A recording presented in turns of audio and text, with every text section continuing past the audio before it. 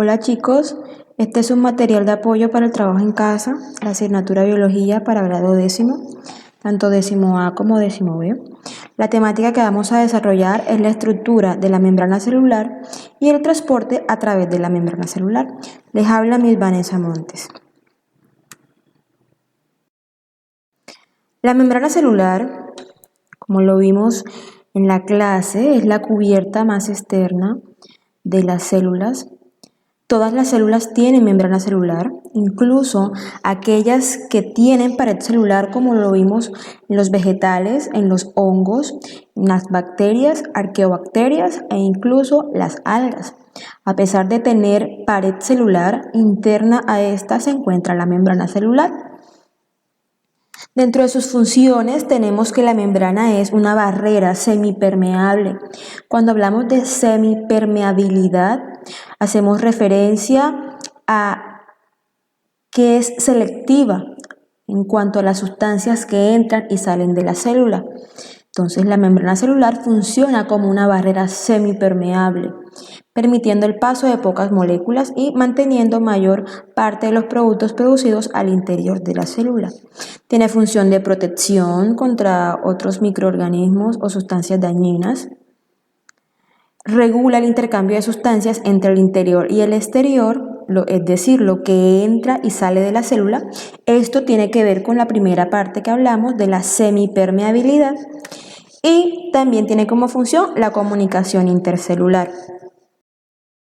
Cuando hablamos de la estructura de la membrana celular decíamos que es una estructura un tanto compleja. Es decir, está formada por diferentes componentes o diferentes partes que en su conjunto lo que hacen es ayudar a la membrana a desempeñar su función. Aquí nos dice que su grosor promedio es de 7.3 nanómetros cúbicos. Entonces aquí tenemos varias partes, como podemos observar. ¿Cómo está formada? Hablemos de esas partes que forman la membrana celular. Tenemos que la membrana celular es una bicapa de fosfolípidos en las que están incluidas numerosas proteínas. Hablemos de qué es eso de fosfolípidos. Si recordamos el concepto de lípidos, pertenecen al grupo de las grasas.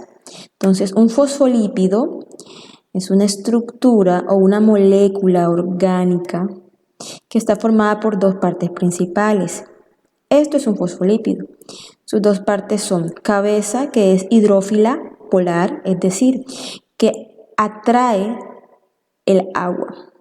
Y tenemos una cola que es hidrófoba, apolar, es decir, que repele o rechaza el agua. Esto es lo que explica la disposición que tienen los fosfolípidos en la membrana celular, que se encuentran unidos a través de sus colas hidrófobas, dejando al lado y lado las cabezas hidrófilas. Además de los fosfolípidos, también encontramos en la membrana celular otras sustancias como por ejemplo el colesterol, si podemos observar en esta imagen de acá. Aquí, esto que tenemos acá en amarillo, forma de hexágonos y círculos, es el colesterol que se encuentra en medio de los fosfolípidos. Cuando hablamos de colesterol también es un tipo de grasas.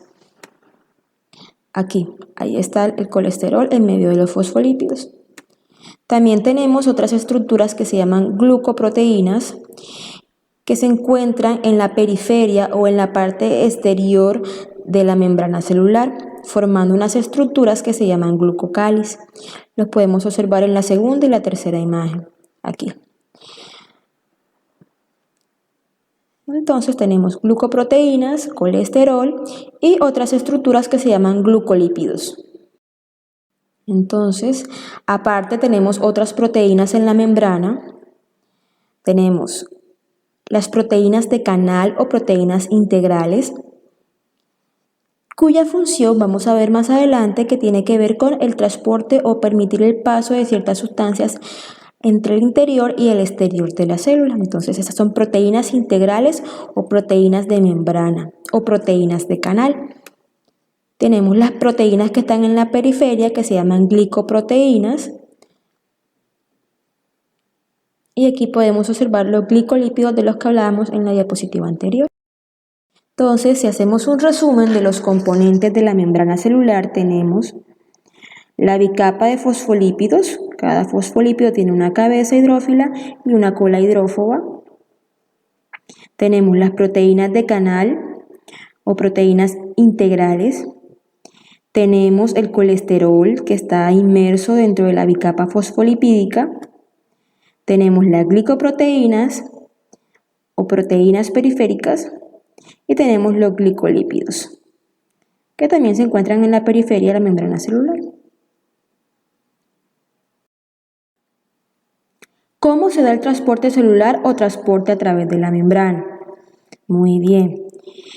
Entonces, las células para poder sobrevivir necesitan nutrientes y también necesitan eliminar las sustancias de desecho que producen para evitar que éstas se acumulen y le causen daños, así como nuestro organismo. Entonces, también las células tienen mecanismos para hacer la expulsión de esos desechos y también para obtener sus nutrientes. Entonces, hay tres formas de que las sustancias atraviesen la membrana plasmática. Estas son el transporte pasivo, que no requiere gasto de energía, el transporte activo, que requiere gasto de energía, y el transporte mediado por vesículas. Estudiemos cada uno de ellos a detalle. No requiere gasto de energía porque es a favor del gradiente de concentración. El transporte activo, como es en contra del gradiente de concentración, requiere gasto de energía, ¿ok? Entonces, esto es el transporte activo que se da a través de las proteínas de canal, como lo señalamos acá, como pueden observar. Y esas proteínas de canal, como tienen que hacer una fuerza para pasar sustancias de un lado a otro, se llama transporte activo, es en contra del gradiente de concentración, se da a través de las proteínas de canal que se llaman bombas y requiere gasto de energía en forma de ATP.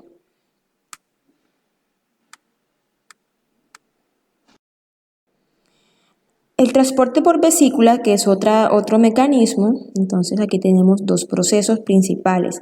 Está la endocitosis y la exocitosis. Endocitosis es la incorporación o el ingreso de sustancias del medio externo al interior de la célula por medio de invaginaciones, que son las deformaciones que se producen en la membrana celular. La endocitosis puede ser de varios tipos. Si la sustancia que ingresa a la célula es una sustancia líquida, estamos hablando de que el proceso se llama pinocitosis. Por ejemplo, si es agua, entonces ya la endocitosis tiene nombre propio y se llama pinocitosis. O la fagocitosis, que es cuando las sustancias que ingresan al interior de la célula están en estado sólido, entonces ya se llama fagocitosis. ¿Listo? Bien. Aquí lo podemos observar. Aquí les dejo unos links complementarios para que después que lean puedan comprender un poco la idea de todo esto. Es un tema muy interesante y muy sencillo. Luego de que ustedes observen, podemos hacer la siguiente actividad. Aquí es Clara.